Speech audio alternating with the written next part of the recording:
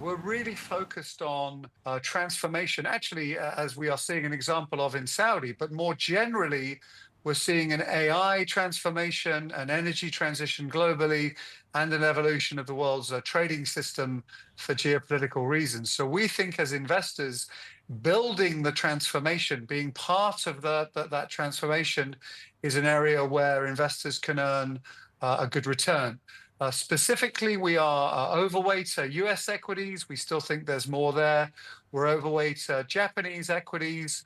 And in aggregate, we think there are many opportunities. But as investors, we're going to need to be a little bit more selective, a little bit more picky, because in a fragmented world, some geographies will do better, some geographies will do worse. So we need to be careful at being more precise in exactly where we want to be invested.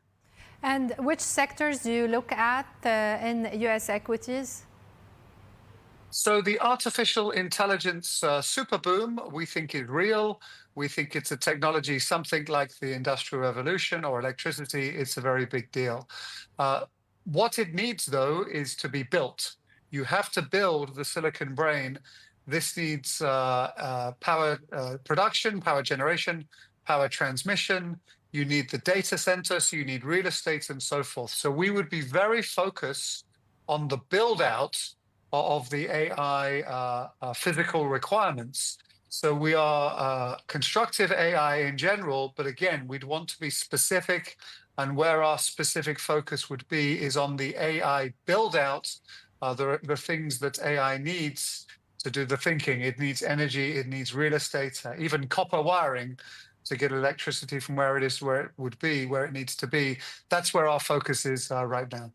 How about the US dollar? Do you think that the strength in US dollar will continue in 2025? And do you think that the Fed will be able to cut interest rates by what the market is expecting right now? For several years, we've been suggesting that structural changes in the global economy are likely to lead to structurally higher inflation. This view was very controversial over the last year or two, but I think now is much more understood and appreciated by the market.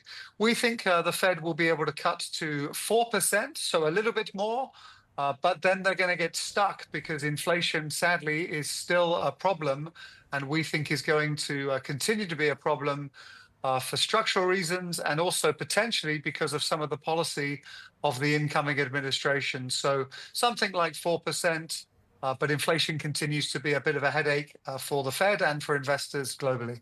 And what does this mean for the bonds market, especially that other central banks, major central banks, might cut interest rates more than the Federal Reserve?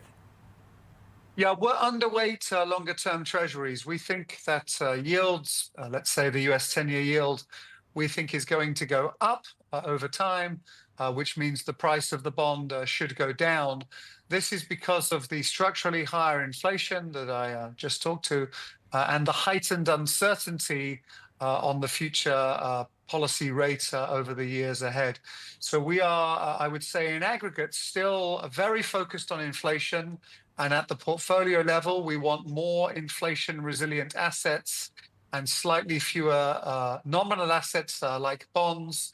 So again, we'd be picking our spots, and we think treasuries is an underweight because of this higher and more volatile inflation context, which we think is going to continue for years to come. Ben, what are your views on European assets, given what's going on the political scene, whether it's in France or Germany?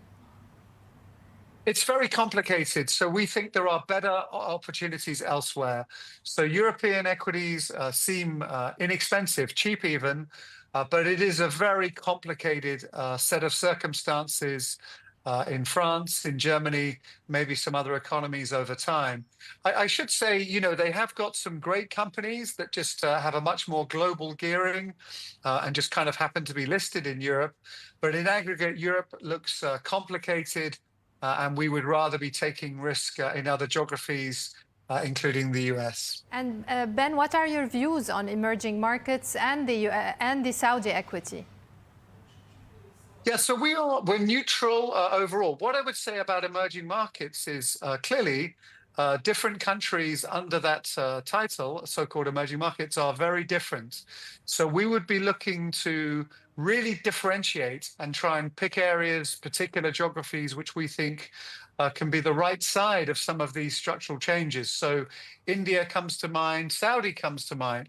So we want to be, we are neutral emerging markets, but we want to be careful and a little bit more specific, go under the hood and try and pick relative winners and losers within the overall emerging market context. And this includes Saudi equities. Yeah, we think there's a lot to like about the Saudi transition over time.